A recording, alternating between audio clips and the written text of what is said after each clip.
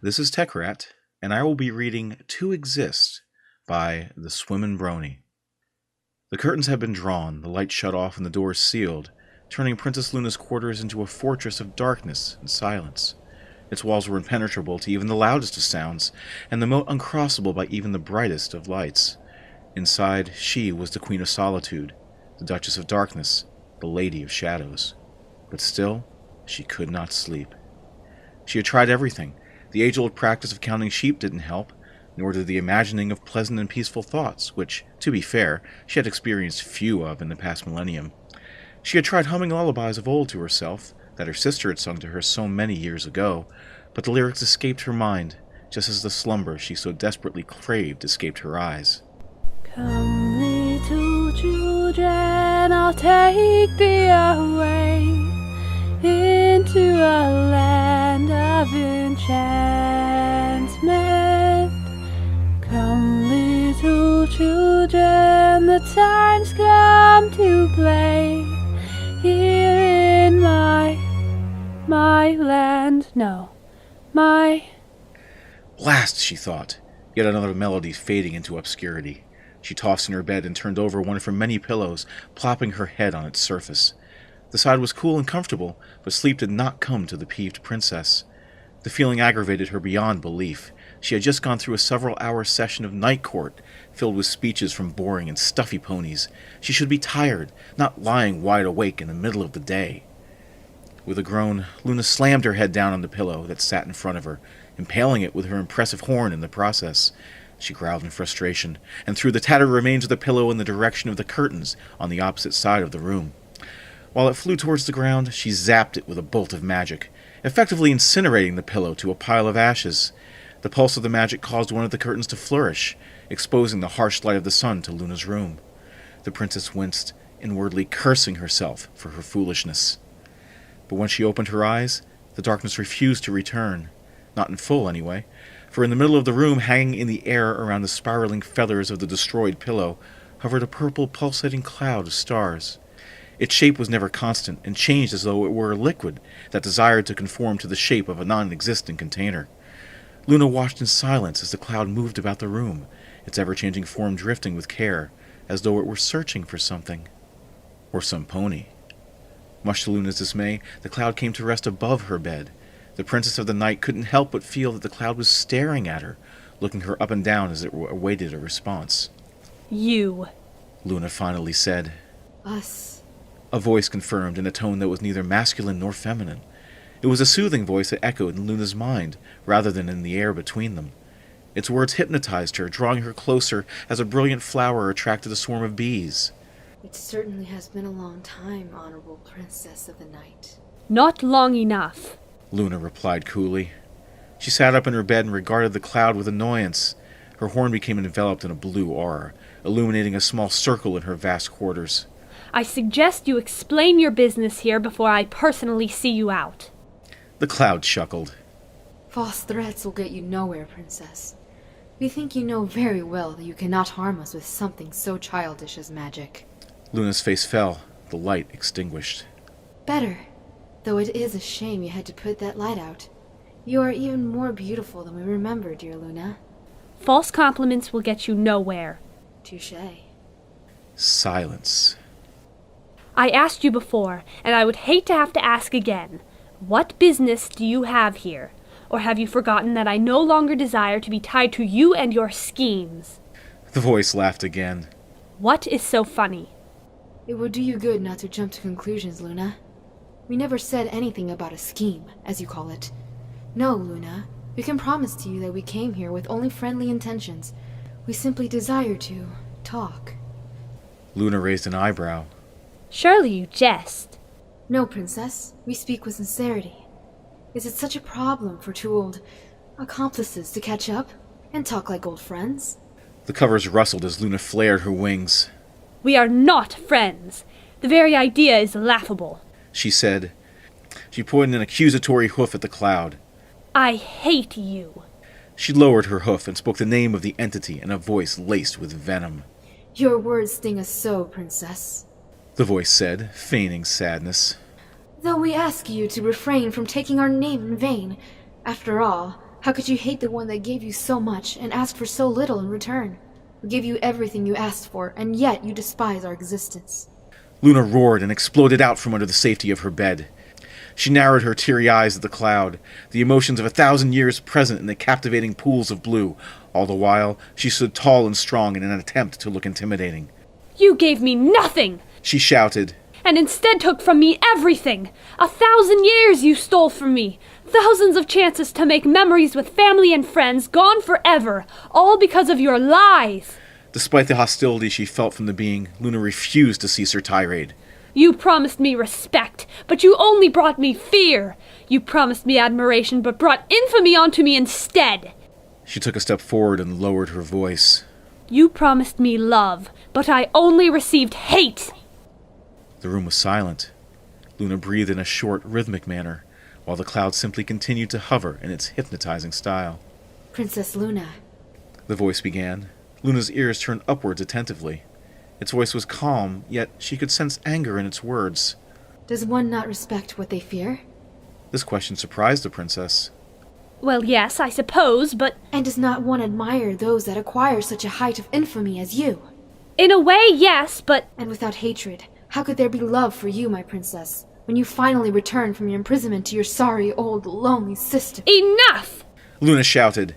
Had she been outside and in her element, a lightning bolt would have cracked behind her, revealing an expression of disgust.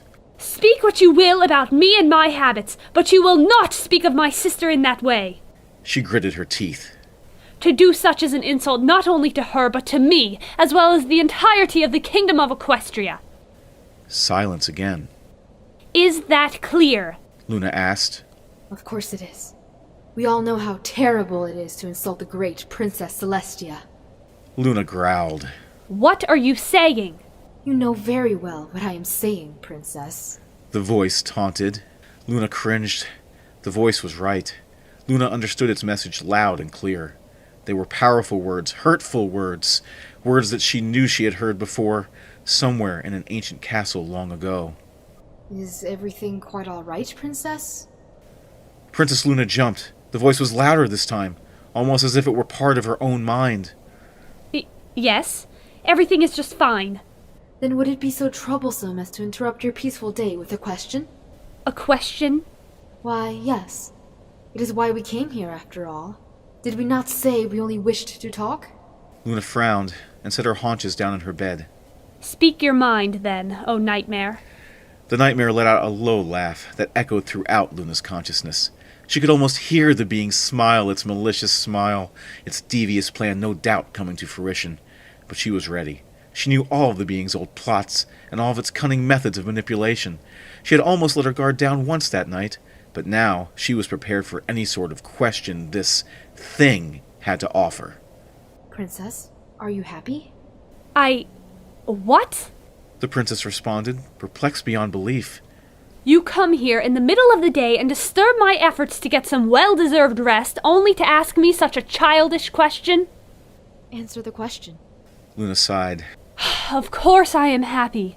Why wouldn't I be? I'm free of your dirty clutches and have started a new life. And was it worth it? The nightmare quipped. Luna paused. I beg your pardon? Throwing away everything we had worked for together. Was it worth it? Of course it was. Luna calmly said.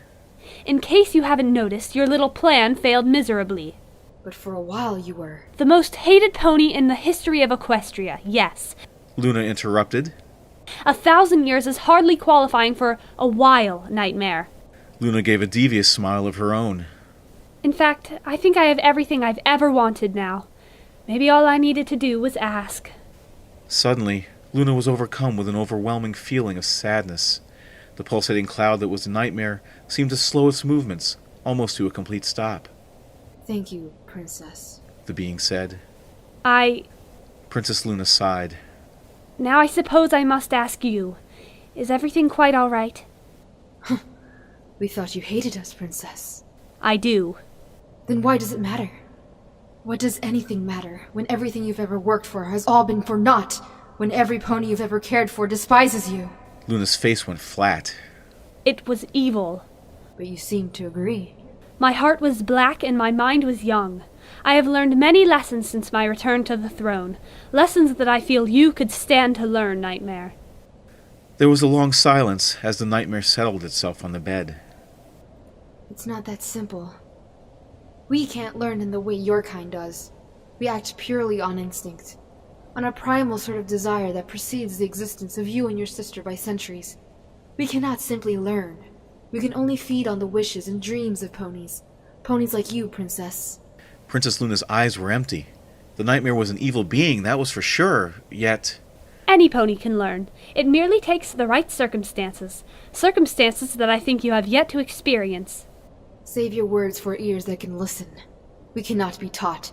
We cannot learn. We cannot feel. We can only exist. A deafening silence overtook the room. A tear fell from Luna's eye and landed with a plip on the bed she and the nightmare rested upon. Despite the hate of 1,000 years she held towards the ethereal being, she couldn't help but feel pity and deep sadness for it. She had always been told that ponies could change for the better, that even the blackest of hearts and the darkest of souls could learn to coexist in the perfect unison that they all called harmony. Yet here lay a being that was fated to be corrupt for all the eternity of its miserable existence, a servant to its own dark impulses. Celestia has plans for you, Luna said, wiping her eyes. A soft, soothing voice seemed to garner the nightmare's attention, as the stars inside of it seemed to regain their previous brilliance. Does she now? The nightmare responded, a hint of interest in its voice. We should have expected this sooner or later. She cannot simply allow a destructive being to wander Equestria aimlessly now, can she? It's not what you think. You must believe me when I say this. She wouldn't harm you. She wouldn't be able to if she tried. Princess? Yes? What is it? Tell us, Princess. What does it mean to exist? The question caught Luna off guard, and she mentally recoiled. I'm afraid I do not follow. We both are here, talking, so do we not exist? But there is not more to an existence than simply being? Is there not more to what it makes a pony than what they are meant to do? Luna's head fell. We are sorry, Princess. We did not mean to upset. Love. We... love? Love. Not necessarily of the romantic variety either. Platonic relationships are just as important, if not more so, than the tie of a lover. We see, the nightmare said. Luna could have sworn she saw the massive cloud nod its understanding. Thank you. And with that, the cloud rose from its resting place on the bed and began to float away. Wait! Luna shouted. The cloud stopped. Are you leaving? We are tired, Princess. We are not as powerful as you may remember us. We have received the answers we desired, and now we must go. But... Luna bit her lip. We must go, Princess. Luna sighed and nodded. Farewell, then, O Nightmare. Farewell, Princess of the Night. We thank you for your company this day. The feeling is mutual. And Nightmare? The cloud paused once more. You may have changed more than you think, Luna said with a smile. Appearances can be deceiving. Goodbye, Luna. And then, as suddenly as it had appeared, the nightmare vanished. Luna awoke with a start, her body and face enveloped in a cold sweat. Her lungs cried out for air. She repeatedly gasped, each acute breath eliciting a sharp pain in her side. She bobbed back and forth as her vision swayed, a slight crack of light illuminating the room from the door that had led to the halls. As her breathing slowed to a steady pant, she struggled to right herself, her head pounding with each beat of her heart. And then, all was still. How long? She questioned the darkness between breaths. How? She covered her eyes with her hooves as the cascade of tears began. The guards informed me of a commotion coming from your room not an hour ago. I rushed here as soon as I could. Not that! Luna exploded, pounding her sheets in frustration. The figure in the darkness backed away in surprise. How long must I be subject to this torture? How long until I can feel safe within my own mind? Luna buried her face once more as the sobbing returned to fill the room. You are making progress. Progress means nothing. All I want to do is live like a normal pony, but instead I have this thing to torture me whenever I fall asleep. Baby steps first, Luna. The voice cooed. The words had a calming effect on the Princess of the Night, as if they were laced with sedatives. I assure you everything will be okay. You just need to believe that too. Luna sniffled, her tears slowing their fall. Thank you, sister. I will try. What are sisters for? The two sisters embraced, elation present in their thin smiles. Can you fall back asleep? I think so. I have to try. Celestia nodded and smiled. Good day then, dear sister. Good day. Luna repeated. Celestia's majestic figure strode towards the door, swinging it wide open with a golden aura. Sister! Luna cried out just in time to catch Celestia as she took her first steps out of the room. The elder alicorn stopped in her tracks, surprised by her sister's sudden outburst. Yes, Luna? What is it? She asked, her head still facing towards the doorway. It's about that test you have planned for Twilight Sparkle. Celestia gave a light smile as she slightly angled her head towards her sister, revealing an iridescent eye of purple. It was always one eye, Luna thought, one taunting, purple, mysterious eye that she saw, never the pair. What of it, Luna? Is there something you wish to say about it? Don't do it! Luna shouted. Celestia's eye widened, a frown replacing the inviting smile she had previously worn. My apologies, sister. I just think that it is not the greatest idea. And why not? Because, sister, I think that, what I mean to say is... She sighed in exasperation as she collected her thoughts. Celestia, she will surely fail. Celestia hesitated before turning her head straight once more. That is my intention, came her cryptic answer. Luna's body shivered, but before she had a chance to respond, Celestia had vacated her quarters and shut the door in the process. She was alone. Her fortress had returned, but its walls had crumbled, a victim of her own mind.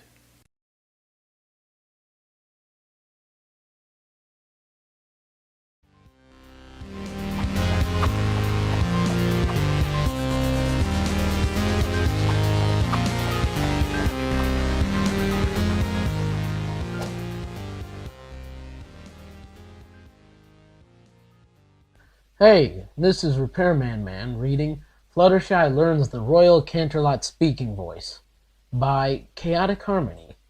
Hello there. Well, I suppose it's not important who I am, for I'm merely a storyteller. For now, just imagine me as a bright yellow pony with a beautiful mane of black. Oh, who am I kidding? Just imagine me how you want to. I suppose a draw me like one of your French fillies meme is in order at this point. No? No? Fine. I'll just get on with the story, I suppose. Not like you all care about the narrator or anyone who had anything to do with said story, so long as you get a laugh, right? Yes, well, how does one start such a story? Does a pony start it off with the usual once upon a time? No, that would never do. This is something that happened nearly a month ago. How about the butter yellow mare walked down the dirt path that led up to her cottage, humming to herself peacefully. Yes, I suppose that one will do nicely. Let me just take a sip of water here. It would be terrible if I ran dry during the telling, now wouldn't it? Ah, that's better. Let's begin, shall we? I'm just going to take this little pause to point out that this is all written here in the thing. This is not even me doing commentary. Commentary's built in. The butter yellow mare walked down the dirt path that led up to her cottage, humming to herself peacefully. Her mane blew gently in the wind, accompanied by her tail, and nearly the little pony herself. The hot pink strands somehow managed to find themselves perfectly groomed after the soft breeze had died down. A loud snapping off to her right made the frightened filly leap aside, trembling with the absolute terror as she looked from behind her mane towards the quivering bush. One might be wondering as to why the little pony didn't simply trot away from the bush and continue on her day. And, of course, there is an answer to this question, because this is a story, and a story with no answers to the reader's questions isn't much of a story. I kid you not, that is written in the story. This is actually here. Well, my dear fillies and gentle colts, I shall leave you waiting no longer for your answer. The lithe-framed Pegasus was simply afraid. Her mind had always been the kind to lock down instead of go faster in stressful situations, and this occasion was no exception. The pony's wings snapped to her sides, and her legs strained painfully, causing her to bob back and forth in a comical fashion before coming to a complete stop. Not even a tremor ran through the mare's body as she watched the green growth with wary eyes. By now, you've probably guessed who in Equestria this little pony is. However, some of you may not have. No, it's not Twilight Sparkle. No, it's not even Rarity, who is always so scared of mud that she practically lives inside her you know what I mean. Well, for those of you less enlightened, I shall bestow the beautiful knowledge upon you as to the identity of this little pony. Her name was Fluttershy, and she was staring at a bush, while standing in the middle of the road, in plain sight, where a cart could easily hit her, well, you get the point, right? Any hoof, here Fluttershy stood, her eyes scanning the dark insides of the bush in search of another pair that would be staring out at her. She grew frustrated as nothing made its spectacular appearance, drawing her closer and closer to the bush's leaves in an attempt to pry apart the secret of their occupier. The ruffling returned as did her frozen muscles, first from one part of the bush and then in another place altogether. Fear ran unbridled along her body in waves, causing her chest to rise and fall swiftly as the sounds grew in intensity and volume, becoming almost a roar in her ears. A large pair of eyes bloomed suddenly from inside the bush's depths, moving closer and closer to the edge until the creature was on the point of crossing over into the open. It was from the dark of the shadow underneath the sheltering green came a ball of white fluff, a tiny scrap of paper trailing behind it. It was from her frozen spot on the ground that Fluttershy watched with terror as the white-haired creature sniffed at her leg hesitantly.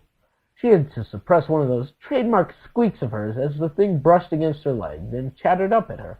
A flood of relief filled her body as she recognized the creature below her, a warm wave of feeling that took away the cold fear.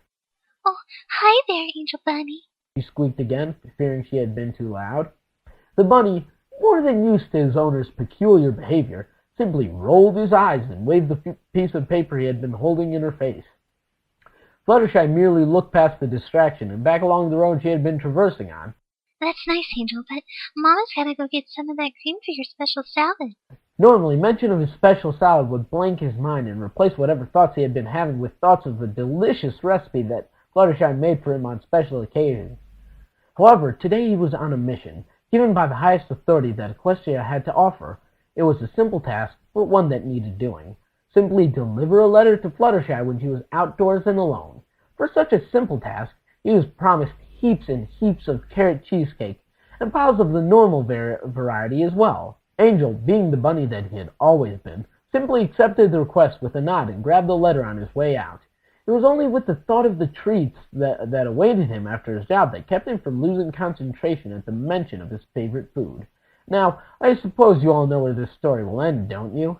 Even though you know the ending, will you continue to listen to a simple storyteller describe the events that led up to said ending? Well, here I go. Hope you haven't tuned me out already. Now, an angry ball of white bunny that was enough to grab any normal pony's attention, not to mention the powerful leg that he tapped into her hoof repeatedly. When coupled with the fact that the letter was sealed with the seal of the one and only Princess Celestia, Fluttershy's attention was now fully devoted to the bunny. "Oh, Angel, what is it?" The bunny practically threw the letter at her, which she cut in her mouth after it nearly fell into a puddle. "Thanks, Angel." She blushed as the bunny snickered silently and jumped away, leaving her alone out in the road. The mare turned back to her house and prepared herself for what the letter from the princess contained. Oh, the naiveties of youth. Remember those fun days? Come now, surely you can take a break from the story for a few moments to recall to your mind those things from the past that you acted without wisdom. Never mind that little, excursion. Bad memories and all. Anyhow, let's get back to the tale that I left so uncaringly in the air. So, we find our friendly element of kindness sitting on her couch, nervously pushing her hooves against the cushions as she contemplated opening the letter. Eventually, all her waiting was for naught. The letter seal glowing golden for a moment before it flew off, striking the ceiling and clattering to the floor. Fluttershy looked down at the letter, from her perch on the ceiling fan, with a new air of apprehension. It stared back up at her. You know what I mean.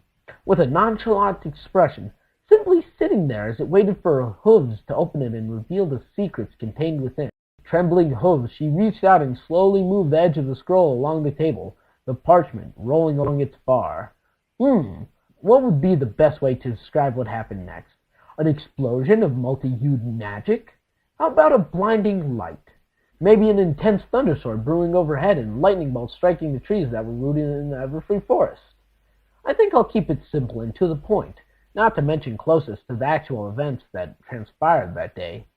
A puff of blue powder rose on a soft breeze that flowed outward from the ink contained on the letter, encircling the now terrified Fluttershy before disappearing entirely. She sneezed, squeaking a little at how loud it sounded. Remember how I spoke of the naiveties of youth?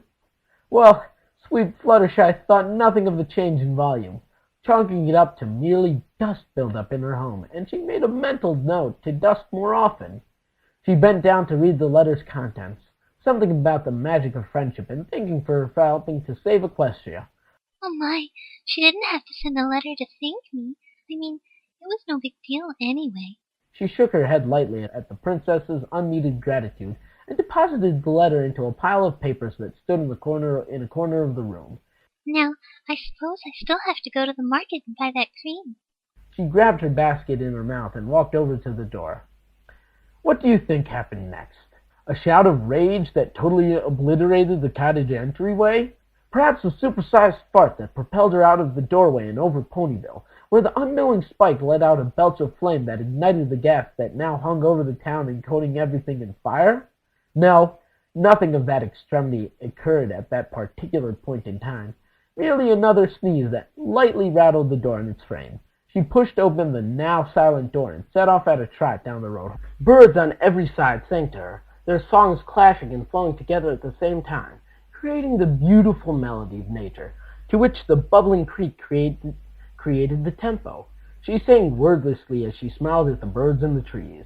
Her song suddenly increased in pitch until it was as high as the Pegasus had ever sung before, cutting off suddenly as the birds all fluttered into the air in fright. She had to repress the urge to fly after her friends, suddenly for calling after them in a scared voice. Oh, don't go, little birdies! I didn't mean to scare you. She winced at how loudly she had been calling out. Sure that ponies down in town could hear her by now. She put her head down as she trotted along, muttering to herself. Oh, was I that loud? Oh, if only poor Fluttershy knew just how loud her mouth was to become that fateful day. Ooh, look at the unimportant storyteller, giving us blatant hints as to what happens next. Oh, sorry about that. Let's just go back to the story at hand. For the sake of saving time, I won't bore you with the details as to the various events that occurred on the road to Ponyville. I will simply state that she walked from point A, her cottage, to point B, Ponyville, and in that space of time, something occurred within our soft-spoken protagonist. As she walked into the streets, filled with ponies going about their daily business, this something made its appearance. And who better to reveal the change within Fluttershy than the premier party pony of Ponyville, Pinkie Pie. The aforementioned pony leapt out from seemingly nowhere, screaming out her usual phrase. Surprise! Her word was cut off short as a wall of air smashed into her face and down her throat, sending her into a coughing fit. As the Pink Earth pony coughed and gagged, Fluttershy slammed a hoof over her mouth in astonishment. In the next instant, Pinkie recovered from the sudden shock and squealed with joy. Oh, wow, Fluttershy! That was really loud! I bet you could talk to ponies in Canterlot with that kind of voice. Oh, or you could be a crier for news all across Equestria! Fluttershy merely backed away in her usual demure demeanor, hiding her face behind her long mane and shivering slightly. Oh, was I that loud? She kicked at the dirt as her friend bounced around her excitedly. Of course you were, Fluttershy! It's almost like that time the gala where we all went and thought we all would have the best night ever, and when I sang the Pony Pokey but nobody else wanted to do it, and you tried to get all the animals at the... Fluttershy squeaked loudly as she backed away further. Wow, that was really loud too, Fluttershy! Oh my, I think I'm going to go now, Pinkie Pie. That is, if it's alright with you. Fluttershy didn't bother to wait for an answer as she whispered loudly. Her words drawing the attentions of the ponies in the street, causing them to stop in their tasks to follow the butter-yellow pony's escape into the sky with their eyes. Now, normally our shy little pony would merely return to her home and sit alone in her cottage. However, if she merely did that, what fun would this little story be? Let's follow our dear protagonist along in her little story of, well, Whatever this is. Flying back where we had left her, Fluttershy was soaring through the open air while frowning in deep thought. Even Pinkie Pie told me I was loud now. What is going on today? She was pulled from her internal search as a blur of color rocketed past her and sent her into a spin. She flapped her wings a few times to steady herself, watching the rainbow trail following the blur steadily approach her. Out of a wall of color appeared her best friend, Rainbow Dash, who was sweating and panting with exhaustion. Sorry about that, Fluttershy. I was busy practicing for the Wonderbolts. The rainbow-maned Pegasus waved her hose in the air extravagantly, her heavy breathing ruining the usual attempt at grandeur. Oh, it's okay. Fluttershy winced at how loud she sounded to herself. Of course, Rainbow Dash reacted as well, though not in such a negative way. Oh, wow, Fluttershy. You've gotten a lot louder. Want to give me a cheer? Rainbow, being the brash and untactful pony that she was on occasion, pulled the shy pony down to the ground and sat down on the ground, her head tilted expectantly, like a dog. After a few moments of staring at each other, the two sighed simultaneously, though Fluttershy's was of sadness and Rainbow's of impatience. Well, Fluttershy? She huffed angrily, prodding the offending mare with a hoof. Come on, let's hear one. Well, I suppose you all know where this is going, right? The super loud and Canterlot voiced yay from Fluttershy? If you didn't see that coming as soon as I brought in Rainbow Dash, then yeah. Back to the tale I was telling. I can't just blatantly insult you, can I? Fluttershy puffed out a small bit of air, attempting to pass off her cough as a cheer. Suffice to say, Rainbow Dash was not amused. Come on, Fluttershy, give me a real cheer, please. The prismatic Pegasus looked into her friend's eyes pleadingly. The butter-yellow pony simply sighed resignedly. Okay, but only because it's you, Rainbow. She felt nothing inside her chest, no buildup of excitement that formed itself into words of joy. Nothing but anxiety rested in her small body. Rainbow Dash, do you think you can, start flying? I don't think I can do a cheer right now. She backed away slightly, fighting the urge to simply fly away in terror, and kicked at the dirt. A blazing heat rose to the shy pony's face as Rainbow's eyebrow climbed slightly. Seriously? She upped another sigh as the kind mare's head bobbed slightly. Fine, but I better be able to hear it up in the sky, too. She stomped a hoof in the ground for emphasis. One super amazing Rainbow Dash patented flying show coming right up. The Pegasus flared her wings outward and smirked at her friend before taking off at a dash. And as Fluttershy watched her friend go into a series of tricks that most Pegasi would find impossible to do, she felt something build inside her chest. It built up and up and up, pressing against her throat with a force that was nearly on the point of pain. She pushed it back down only to find it pushing back with more force. The unseen arms of the creature inside her clawed its way closer to freedom. She couldn't hold it any longer, the little pony taking a deep breath and letting go. How would I go about telling you the way her cheer had affected Equestria? I need a good word for such a level of destruction. It, obliterated? Exploded? Raised? Imploded? Exploded twice, maybe. I have no idea. Well, let's just say that it was big. So big that even the watchful Princess Celestia stopped what she was doing as her ears perked up from the shout that washed across the land. Yay! The eyepiece to her magical telescope aimed and locked onto her target of curiosity. Celestia looked through the lenses at the source of such a noise, so reminiscent of her sister. Celestia couldn't suppress a chuckle as she watched the terrified yellow pony fly away from her, now thrown against the mountain friend, Rainbow Dash. As a prankster, she rather enjoyed these kinds of tricks. It was simply her nature. One can only read books for a few thousand years before becoming bored with them. I suppose Fluttershy has attempted to teach my sister to speak softly once again.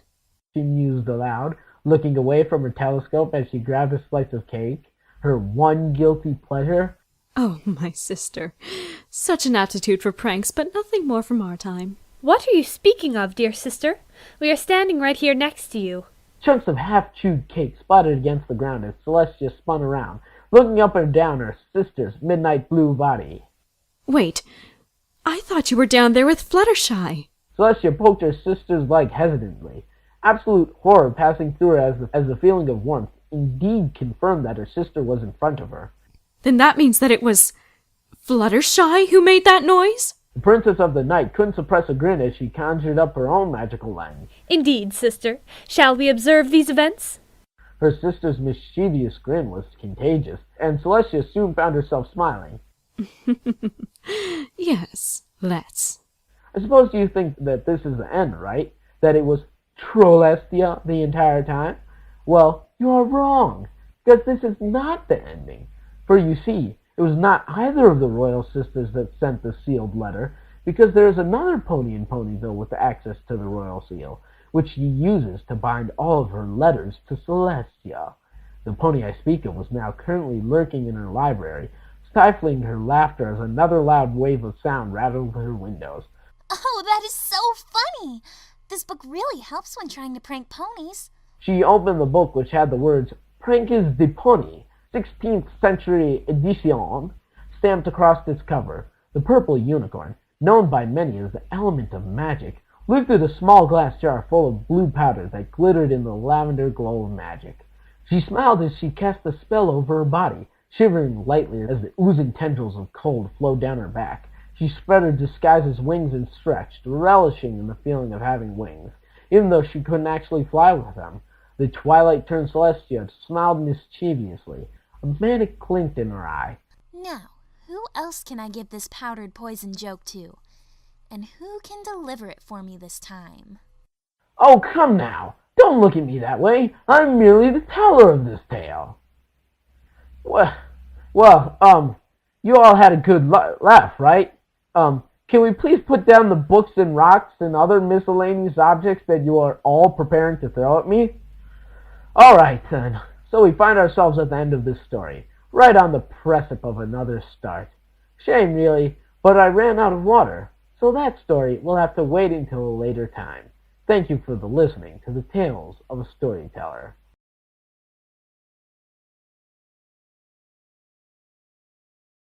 And it's that time that everyone hates, the time we end the show.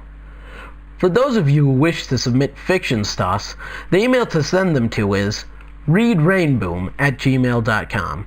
That is readrainboom@gmail.com. If you didn't quite catch that, don't worry, it's on the screen. Make sure to include fanfic on the subject line, and also put a link to the fiction in the email. Keep in mind, not every fanfic will be read, so don't rage at us if they aren't. Any comments or suggestions other than fanfics can be sent to us at that email as well.